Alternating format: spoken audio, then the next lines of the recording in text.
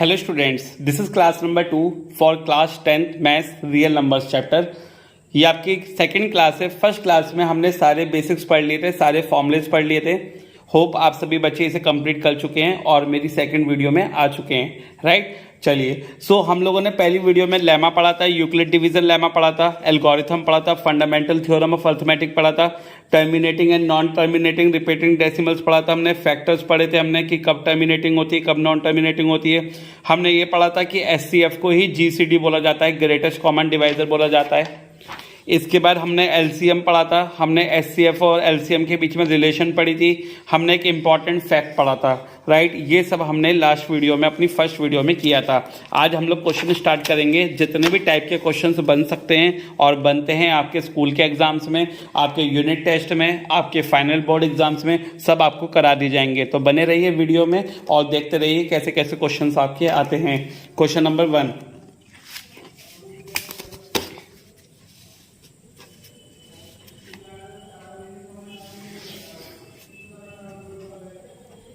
हम लोग question start कर रहे हैं क्वेश्चन नंबर 1 से। जरा देखिएगा क्वेश्चन नंबर 1 क्या है आपका। क्वेश्चन नंबर 1 देखिए, सबसे सिंपल क्वेश्चन से करते हैं। If the HCF of two number is 12, ये बच्चों एमसीक्यू में बहुत आता है question. If the HCF of two numbers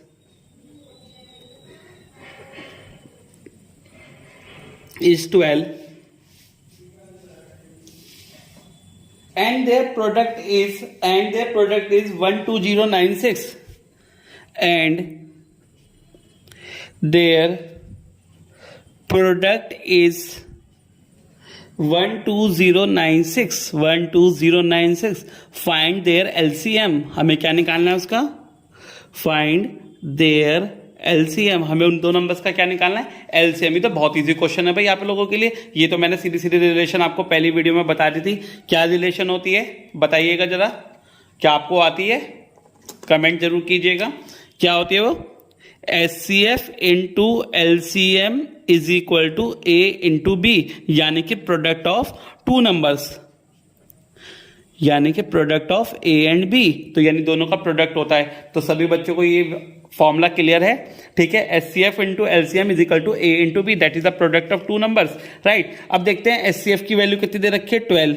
LCM आपको निकालना है, ए इंटू बी, प्रोडक्ट कितना दे रखा है? 12096। तो हम लोग एलसीएम निकाल सकते हैं, बिल्कुल निकाल सकते हैं। 12 नीचे जाकर डिवाइड में चला जाएगा, कितना आएगा बताइए जल्दी। यह है 12096। देखो तो हम लोग गलती कहाँ कर देते हैं, कि हम लोग 12 से काटेंगे, हम लोग क्या कर देते हैं 108 नहीं आएगा बच्चे लोग, 1008 आएगा, क्योंकि इसके बाद डिविजिबल नहीं हो रहा है तो जीरो काउंटिंग में आ जाएगी, तो यानी 1008। और हम समझ भी सकते हैं कि 1000 को 12 से मल्टीप्लाई करेंगे तो 12000 आएगा, तो यानी कि आपका आंसर 1000 में आएगा, यानी कि 1008। समझ में आई सभी बच्चों को? तो 108 मत लिखिए, आइएगा गलती हो जाएगा, क्योंकि 108 को जब 12 से मल्टीप्लाई करेंगे तो आपका 1296 आएगा, तो यहाँ पे 12096, ध्यान रखिएगा। क्वेश्चन नंबर 2 देखते हैं, ठीक है। बहुत इजी क्वेश्चंस कराऊंगा और ऐसे क्वेश्चन कराऊंगा आप लोगों को कि एग्जाम में आपको मिलने ही मिलने हैं, ठीक है। सब टाइप के क्वेश्चंस हम लोग ट्राई कर लेंगे। क्वेश्चन नंबर 2 देखिए स्टूडेंट, क्वेश्चन नंबर 2, जरा क्वेश्चन नंबर 2 देखिएगा आपके सामने क्या है। If q is a prime number then what is the LCM of q square and q की पावर 4। अगर q एक प्राइम नंबर है तो आपको ये बताना है कि एलसीएम क्या होगा q स्क्वायर और q की पावर 4 का। बहुत इजी है, मैंने आपको बताया था कि अगर 3 नंबर सेम है आपके अलग अलग, ठीक है, यानी एक 2 है, एक 2 की पावर 2 है, एक 2 की पावर 4 है, तो आपको हाईएस्ट वाली डिजिट लेनी है। आपको एलसीएम के लिए क्या लेना है? हाईएस्ट वाली डिजिट लेनी है। तो तीनों में से हाईएस्ट वाली कौन सी है? q की पावर 4। तो इन तीनों का एलसीएम क्या आ जाएगा हमारे पास? q की पावर 4, ठीक है। 1 मिनट का क्वेश्चन है, बिल्कुल भी 1 मिनट का नहीं है, ठीक है। आप एलसीएम निकालना है q स्क्वायर q की पावर 4 का, तो आपको हाईएस्ट वाली टर्म तीनों में से ले लेनी है। अगर सपोज कीजिए 3 है, 3 का स्क्वायर है, 3 की पावर 4 है, तो आप 3 की पावर 4 ले लेंगे, ठीक है। क्वेश्चन नंबर 3 पे चलते हैं। क्वेश्चन नंबर 3 में आपके लिए लिख रहा हूं, देखिए क्वेश्चन नंबर 3 क्या है। If p is a prime number, if, उसी की जैसे ये भी, if p is a prime number, आपको सब चीजें आनी चाहिए, ठीक है, इसलिए मैं आपको करा रहा हूं हर एक question. If p is a prime number, अगर p एक प्राइम नंबर है, then what is the HCF of, then what is the HCF of what is the HCF of p square p cube. ठीक है, अब p एक prime number है तो आपको ये बताना है कि HCF क्या होगा, p स्क्वायर और p क्यूब का। ठीक है, बहुत इजी क्वेश्चन है। HCF है, मैंने आपको HCF जब समझाया था और GCD आपको समझाया था तो मैंने आपको बताया था कि जो सब में से कॉमन टर्म आएगी वो हमारा HCF होगा, जो सब में कॉमन टर्म आएगी वो हमारा HCF होगा। तो सब में कॉमन क्या है, सिर्फ p कॉमन है, इन दोनों में भी p कॉमन है, तो that is the HCF। HCF हमारा p स्क्वायर और p क्यूब, तीनों में क्या कॉमन है, सिर्फ हमारा p, तो तीनों का HCF क्या आ जाएगा, p। सपोज कीजिए स्टूडेंट की तीनों में से कुछ भी कॉमन नहीं आता, अगर तीनों में से कुछ भी कॉमन नहीं आता तो उसका HCF क्या हो जाता है, 1। मैंने आप लोगों को बता रखा है कि अगर तीनों में से कोई भी कॉमन नहीं आए तो HCF क्या हो जाएगा उसका, 1। ठीक है, क्वेश्चन नंबर 4 देखिए जल्दी से। Question number 4 is as if P is equal to AB cube and Q is equal to A cube B। अगर P आपका AB क्यूब है और Q आपका AB क्यूब है, A क्यूब B है, then find LCM of P and Q। आपको LCM निकालना है किसका, P और Q का। बहुत बच्चों वाला क्वेश्चन है, आप लोग तो चुटकी बजाते ही कर लेंगे। हमें क्या दे रखा है, P और Q की वैल्यू दे रखी है, P दे रखा है AB क्यूब और Q दे रखा है A क्यूब B। आपको LCM निकालना है P और Q का, बहुत अच्छे से निकाल सकते हैं। LCM देखिए, आपको LCM निकालना है किसका, P और Q का। आपको क्या निकालना है, LCM निकालना है P और Q का। बहुत आसानी से आप लोग निकाल सकते हैं LCM P और Q का। कैसे निकलेगा, देखिए A और A क्यूब, इसमें बड़ी टर्म कौन सी है, A क्यूब, तो क्या ले लेंगे A cube, into B cube और B में बड़ी टर्म कौन सी है, B क्यूब। तो हमारा जो LCM है, इसके अलावा कोई और टर्म नहीं है, तो हमारा LCM क्या आ जाएगा, A क्यूब B क्यूब। हमारा LCM क्या आ जाएगा, A क्यूब B क्यूब। सभी बच्चों को क्लियर समझ में आ रहा है, पक्का, बिल्कुल अच्छे से क्लियर समझ में आ रहा है। चलिए अच्छी बात है। क्वेश्चन नंबर 5 देखिए। Question number 5 says what is the LCF, what is the HCF, what is the HCF और GCD greatest common divisor, what is the HCF और GCD of to coprime number, to coprime number. बहुत देखते ही समझ जाना है कि ये question का आंसर क्या होगा। 10 सेकंड से ज्यादा नहीं लगाना है इस क्वेश्चन में। HCF और GCD बताना है दो कोप्राइम नंबर का। बच्चे लोग कोप्राइम कौन से होते हैं, जैसे आपका 2 3, 3 5, 5 7, 7 11, यानी कि दोनों के दोनों नंबर प्राइम होने चाहिए। अब बच्चे लोग जब दो नंबर प्राइम है तो उनके बीच में कोई कॉमन टर्म तो आएगी नहीं, है ना। मैंने आपको बता रखा है अगर किसी में कोई भी कॉमन टर्म ना आए तो HCF क्या होता है, कॉमन आपका जिसमें कॉमन टर्म नहीं आती है, तो HCF of two coprime number is equal to 1। सीधा देखते लिख देंगे। अगर दो को प्राइम नंबर है, 3 5 है, 5 7 है, 7 11 है, 11 13 है, तो उनके बीच में कुछ भी कॉमन नहीं है, तो कॉमन क्या आएगा उसमें 1। तो यानी दो को प्राइम का HCF क्या आ जाएगा, 1। Question number 6। Now see what is the question number 6। Question number 6 आज से क्या कह रहा है, देखते हैं। The decimal expansion of the decimal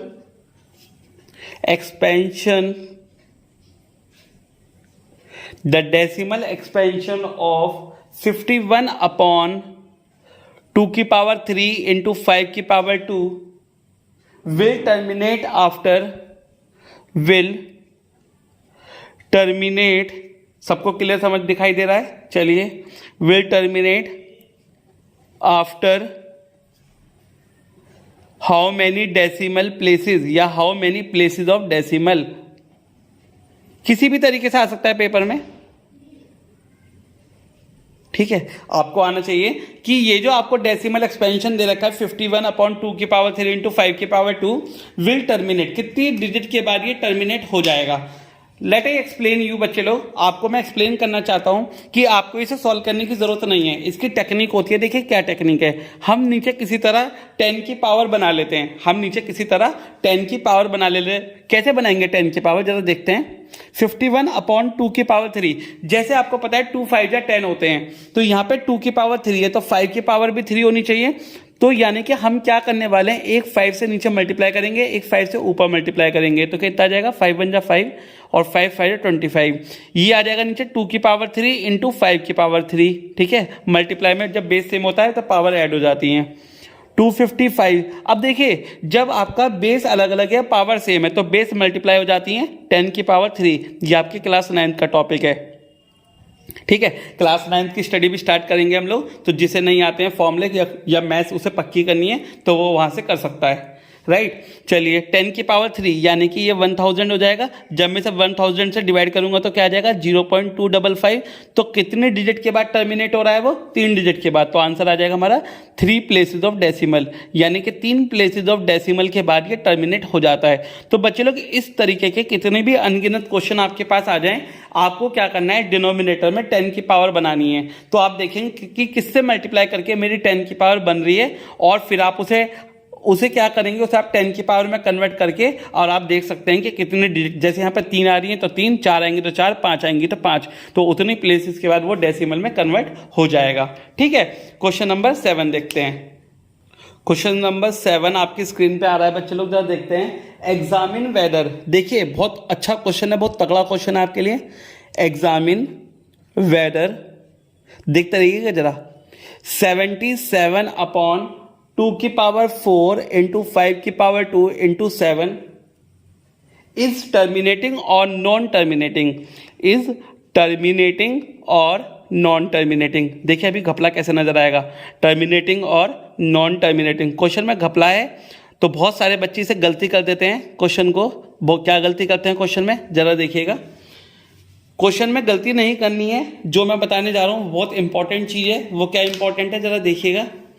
आपको लिखना है क्या वैल्यू गिवन है आपको 77 अपॉन 2 की पावर 4 इंटू 5 की पावर 2 इंटू 7। अब बच्चे क्या सोचेंगे कि सर ने बोला था कि डिनोमिनेटर के जो फैक्टर्स हैं वो 2 की पावर m किस ऑर्डर के होने चाहिए, 2 की पावर m इंटू 5 की पावर n, यानी 2 और 5 के ऑर्डर के होने चाहिए। पर भैया यहाँ तो 7 भी आ गया, तो ये क्या लोचा हो गया। बच्चे लोग जरा देखिए 7 1 जा और 7 11 जा, तो ये आ जाएगा 11 अपॉन 2 की पावर 4 इंटू 5 की power 2 which of the order of 2 की पावर m इंटू 5 की पावर n। तो ये तो ऑर्डर में आ गया, ये तो ऑर्डर में आ गया, तो यानी नंबर कैसा हो जाएगा हमारा टर्मिनेटिंग। लेकिन बच्चे क्या कर देते हैं जल्दबाजी में, एमसीक्यू में या वन वर्ड में या रीजन असर्शन वाले क्वेश्चन में जल्दबाजी में क्या कर देते हैं, जल्दबाजी में देख लेते हैं कि भैया यहाँ तो 7 है, तो ये तो सर ने बताया था कि ये तो पॉसिबल ही नहीं है, तो ये तो नॉन टर्मिनेटिंग हो जाएगा। तो नॉन टर्मिनेटिंग नहीं है, ये टर्मिनेटिंग है, ठीक है।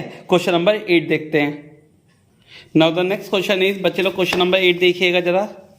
कैन 4 की power n ends with digit 0, explain.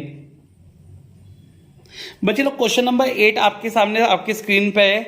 बहुत इजी क्वेश्चन भी है और बहुत इंपॉर्टेंट क्वेश्चन भी है। एनसीईआरटी और आरएस अग्रवाल का बहुत इंपॉर्टेंट क्वेश्चन है, ठीक है। आपके हाफ ईयरली में पूछा जाता है, जब आपसे रियल नंबर चैप्टर पूछा जाता है तो कैन 4 की पावर n, बच्चे लोग चाहे 4 की पावर n आ जाए, चाहे 12 की पावर n आ जाए, चाहे 6 की पावर n आ जाए, ठीक है, या 4 की पावर n आ जाए, या आपका 8 की पावर n आ जाए, तो सबका आंसर, या 14 की पावर n आ जाए, तो सबका आंसर सेम होगा जो मैं कराने वाला हूं आपको, ठीक है। बस फैक्टर का ध्यान रखिएगा। यहाँ फैक्टर 2 इंटू 2 आएंगे, यहाँ फैक्टर 2 2 और 3 आएंगे, या 2 3 आएगा, या 2 7 आएगा, ठीक है।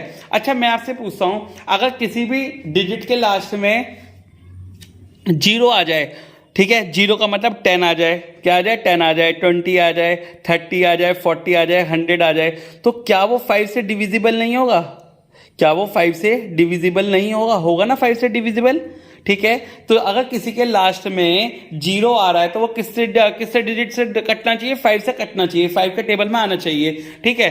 पर हम जानते हैं द फैक्टर ऑफ 4 की power n, the factor of 4 की पावर n इज 2 इंटू 2 की पावर n, ठीक है। इसके फैक्टर क्या है 2, which does not contain 5 as a factor, जिसमें क्या नहीं है आपका 5 एक फैक्टर नहीं है। But if digit ends with 0 so it contain 5 as a factor, तो उसके अंदर 5 एक फैक्टर होना ही चाहिए अगर वो 0 से एंड कर रहा है तो। Hence 4 की power n can never ends with digit 0। बोलिए बात सबको समझ में आई? तो आप इसे इस क्वेश्चन के जो आंसर है वो 12 की पावर n के लिए भी लिख सकते हो, आप 6 की पावर n के लिए भी लिख सकते हो, 14 की पावर n के लिए भी लिख सकते हो और आप 4 की पावर n के लिए भी लिख सकते हो। आपका एनसीईआरटी आरएस जितने भी पार्ट हैं सब मैंने कवर कर दिए हैं। तो यानी कि अगर कोई भी डिजिट 0 से एंड होती है तो उसमें एक ना एक फैक्टर 5 जरूर होना चाहिए, पर इन सब के टेबल में 5 आपका नहीं आ रहा है, तो यानी कि एक 5 फैक्टर नहीं आ रहा है, तो यानी कि ये कभी 0 से एंड नहीं हो सकते। ठीक है, आप लोगों को क्लियर समझ में आ रहा है? सो बच्चे लोग, इस वीडियो में आप लोग ये सारे क्वेश्चन कवर करेंगे। नेक्स्ट वीडियो में हम हाई लेवल के क्वेश्चन करेंगे, यानी थर्ड स्टेप पे चलेंगे, अपनी थर्ड क्लास पे चलेंगे। तो टिल देन आप लोग इन क्वेश्चंस को कंप्लीट करके रखेंगे और जितने हमने टॉपिक्स पढ़े हैं सबको कंप्लीट करके रखेंगे। मिलेंगे आपसे नेक्स्ट वीडियो में बच्चे लोग नए क्वेश्चंस के साथ, अच्छे क्वेश्चंस के साथ। ठीक है, और अपने चैप्टर को आगे बढ़ाएंगे, एनसीईआरटी के अच्छे क्वेश्चंस करेंगे हम लोग। सो टिल देन सभी को वीडियो शेयर करते रहिए, चैनल को शेयर करते रहिए, ताकि ज़्यादा से ज़्यादा बच्चे बेनिफिट उठा सकें। All the best. अगर आपको कोई भी प्रॉब्लम आती है तो आप हमारे लिंक पे जाके कहीं भी हमें डिस्कस कर सकते हैं हमसे, right? All the best, have जिज्ञासा, कीप इन कनेक्ट में सागा बंसल सर।